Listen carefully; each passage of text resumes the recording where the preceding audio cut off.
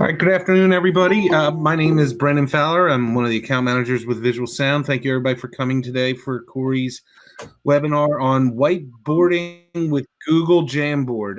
We do invite everybody to add your email address to the chat. That way we can share our resources with you. This is being recorded.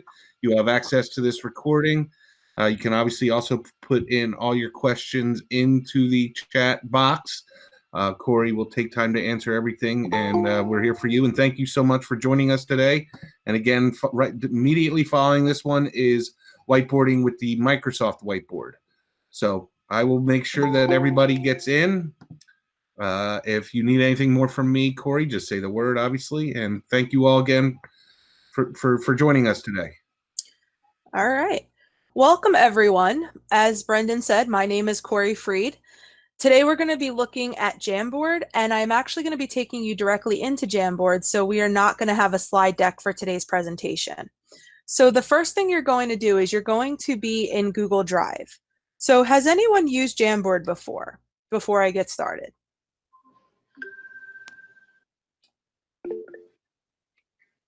You could leave a message in the chat. All right, so I see Nancy has used it before, Catherine has used it before, Paula has not, Anne-Marie has not. So we have a good mix. It looks like we have a little bit of everything. So Jamboard is Google's whiteboard file type. So they do have a physical Jamboard that you can, it's like a big giant touch flat screen TV.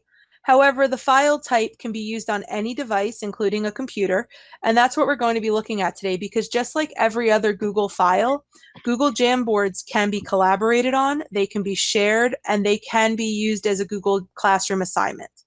So to get to the Google Jamboard, you are going to hit New, and then you are going to hit More.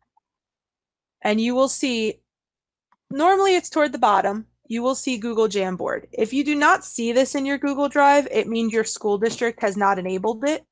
So you would have to talk to your IT department to see if they can enable this file type. It is not a default Google file like Docs and Slides. So it is part of your Google Suite, but it does have to be turned on from the back end.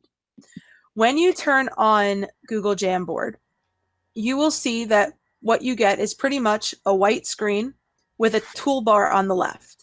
So in that toolbar, you'll have your pens,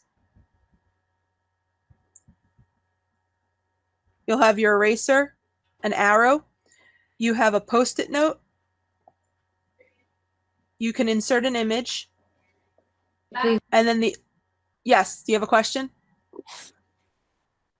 Oh, I thought I heard somebody say something. And then the last one is a laser, which is kind of like disappearing ink. So as you write stuff, it disappears. That's really good if you're doing a live streaming like what I'm doing right now, and you want to point stuff out to your students. You can draw it with the laser and it disappears. You also have your backgrounds. And when you look at the backgrounds, you'll see that the options are dots, lines, grids, a grayer grid, blue, and chalkboard. If you're going to use chalkboard, make sure you change the color of your ink, because obviously if you're writing black on black, it's going to be very difficult for students to see. So the first thing with Jamboard is obviously the pen options. So you have a thin pen, you have a marker, you have a highlighter, and you have a paintbrush. You can pick any color. And as you can see, the different thickness of the different pen types, and also the different color between the highlighter and the paintbrush compared to the pens. If you don't have a stylus, so right now I'm writing on a touch screen and I'm using a stylus. If you don't have a touchscreen device, you can open a Jam file on your phone.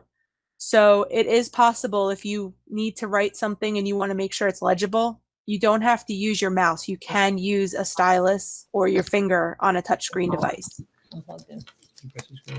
All right, so just like any other Google file, you always want to make sure you title your file, because otherwise your Google Drive will start getting filled with all of these untitled jams.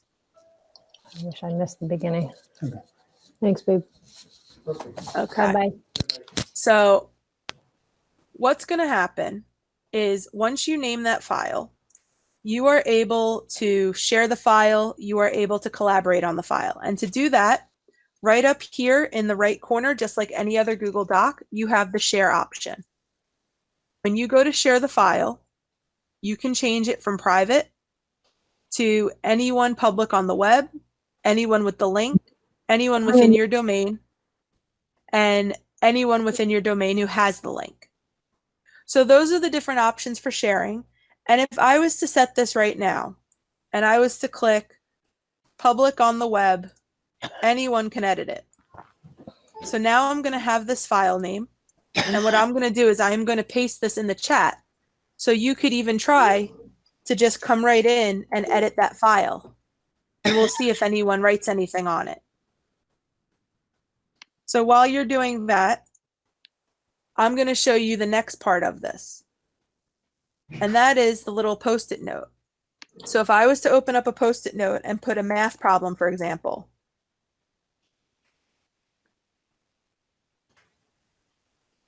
and I see somebody just put a Post-it note that says hello, people are writing the word hi. All right, so I am going to actually turn off the sharing now just so I can move on to the next thing, but I wanted you to see that you are able to edit the file. So we're going to turn the sharing off. And what I am going to do now is I'm going to switch over to my Google Classroom, because this is where the Jamboard is going to make the biggest difference between all of the programs. So if I go to classwork and I click create an assignment, I could add that Jamboard to an assignment. Right. And you'll see, just like every other file that you add to a Google Doc, I have, or to a Google Love you, Classroom hunter assignment, gatherer. I have students can view the file, students can edit the file, or make a copy for each student. So if you select the make a copy for each student, and you were to call this math problem, because that's what I typed into the Post-it note that I added. So now I have a math problem on a Jamboard. And if I log into a student account on this domain, so as you can see, I actually have two windows here. This one right here is my student. So I am now logged in as a student. You'll notice that the student has the Lego head. And I click the math problem. I could open that Jamboard. And I can solve that math problem. I'm just going to write something just so you know that it was me writing and not something that one of you wrote already. So I just wrote the word hello in red on the students. So now I go back to my teacher.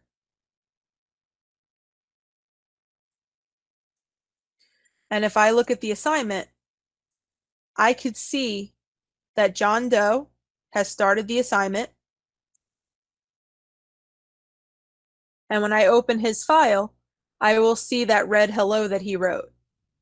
But if I go to look at, for example, myself, who's also a student in this class, I cannot see that. Can you show us how to access from phones, iPads? I don't see it. Yes, I can show you that in a moment. I do not have a iPad. It is very possible that if you're not seeing it, that it hasn't been enabled. So if you try looking for it from a computer first, that might be the issue. It definitely should work on an iPad. On the iPhones, it could be iffy. I know I have an Android phone, so that's what I've tested it on. So we can definitely look at that. And you just wrote, someone else wrote, very cool, but pens don't write well, they're wiggly. So that unfortunately is one of those hit or miss type of things. And I will admit, I have used all the different whiteboard programs on this same device, and each one has slightly different. Now, my handwriting in itself is not the greatest, but I can see a difference between the different programs as well. So before I go and check the iPad question, I want to show you one last thing, and that's the insert a picture. So first, we're going to go up here and we're going to add a new blank frame.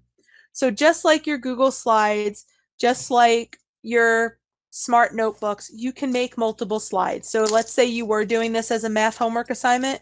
you could put a separate problem on each slide for your students, and then they can go through and answer the questions. If you want to add an image, so let's say, again, I'm going to use a math teacher as the example. I can go to a Google image and I can type in quadrant graph. And I can pull in my nice graph paper. The picture will load. It might take a second to download though. So now I have my graph paper, and I could put a post-it note here that says y equals 3x plus 2.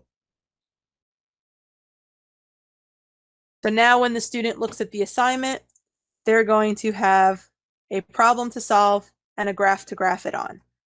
So they can then take their pen and they can go, all right, there's 2, and then I'm going to go up 3 over 1. Obviously, you don't want to use the paintbrush. I just picked the wrong thing.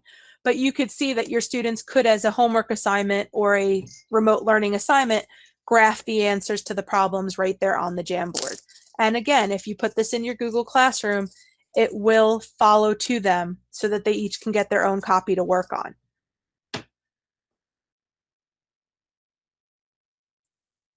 So those are all the features of Jamboard. It's a very basic whiteboard. It doesn't have a lot of options. It's just very nice and handy because it is built into Google Drive. It does work really nicely with Google Classroom, and it just gives you more ability and more options with your students. So I am going to check on that question that you had regarding the iPads.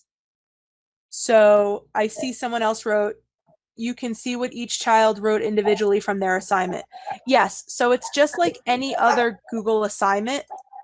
If you were to select when you're putting the assignment into your assignment, and you come to Classroom, just like any other Google assignment, and we'll go back to the Google Classroom as a whole.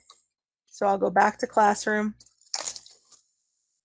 And you'll see that when you go to create the assignment, you will have that option to either allow them all to share on their same device or share on the same document, get a copy for themselves, or anything else. So if I click create and I do a new assignment, I click on add, I click Google File, and I only have that one Jamboard right now, so I am going to attach that exact same one. But I would attach it and I could see students can view file, students can edit file, make a copy for each student. Yes, Robert, this is being recorded and it will be on the Visual Sound website. It will also be on our YouTube playlist. If you give me one moment, I will post that link again for you in the chat in case you were late. Well, not late, but in case you got here after I posted it the first time.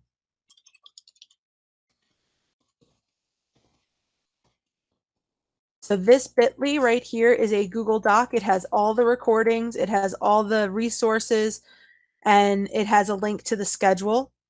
The schedule is posted on the Visual Sound website, which is this link right here.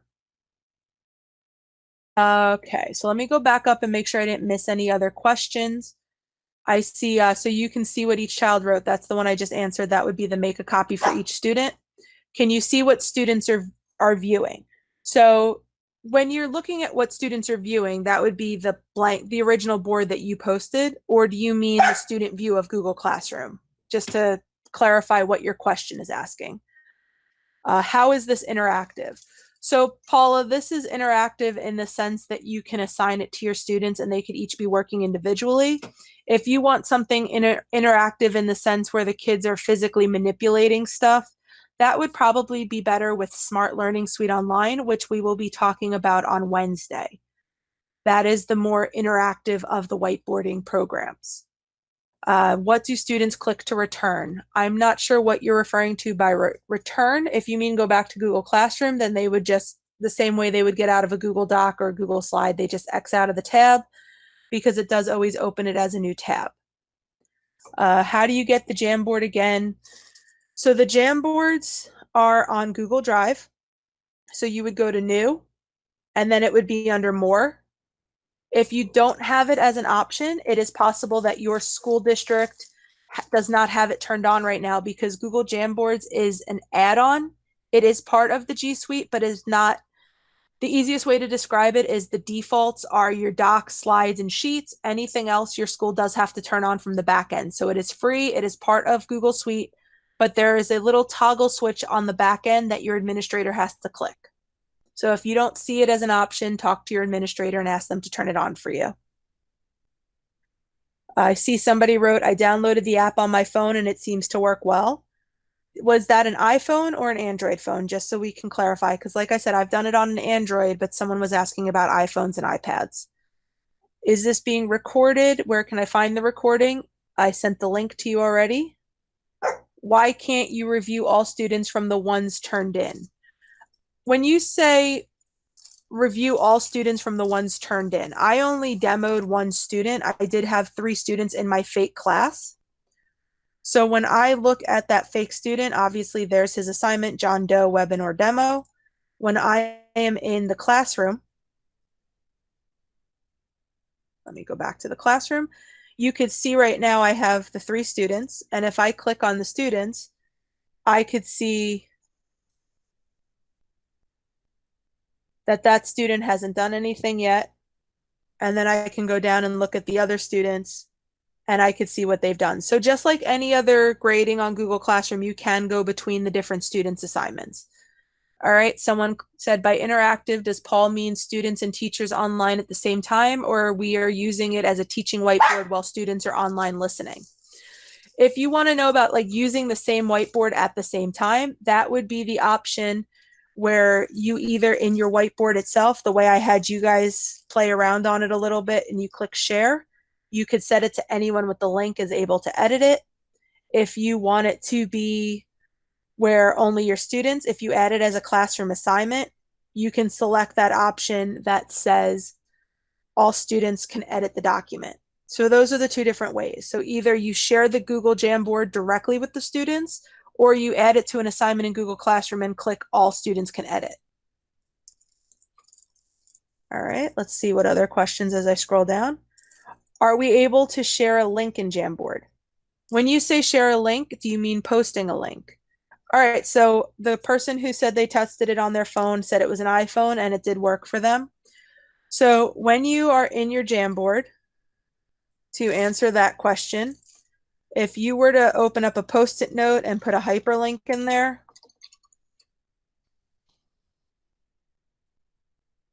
it would save the Post-it note, but it is not a clickable link. So your students would have to copy and paste the URL in order to share it. As you can also notice, we didn't show this yet, the Post-it notes can stretch and shrink. You could also rotate them, although if you are typing on a Post-it note, turning it upside down might confuse your students. But that is an option. You can also duplicate it if you wanted to, edit it, all of that type of stuff. All right, so that is about it for Google Jamboard. I hope that this really did help a little bit. Someone else just said, could you work for ELA reading articles so they could highlight and answer questions or Post-it notes? So if you were at my session the other day where we kind of talked about PDFs, I can show you this really quickly, and then I'm going to be switching to Microsoft. So if you were to open a PDF, and I know I have a PDF saved here because I downloaded it before. So if you open a PDF, you could take a screenshot of it. If you, I don't know if you have a PC or a Mac, that could also make a difference for how you're about to do this. But what you would want to do is you'd want to take a screenshot of that article. So again, this PDF is a math one. It just happens to be what I downloaded. But what you would do is to take a screenshot,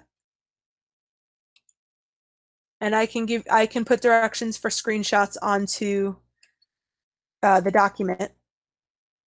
You get these little crosshairs, and you would take your screenshot. And then what would happen is you can now have that image. You save that image to your computer, and then the same way that I imported the graph paper for the math problem, you could import this PDF.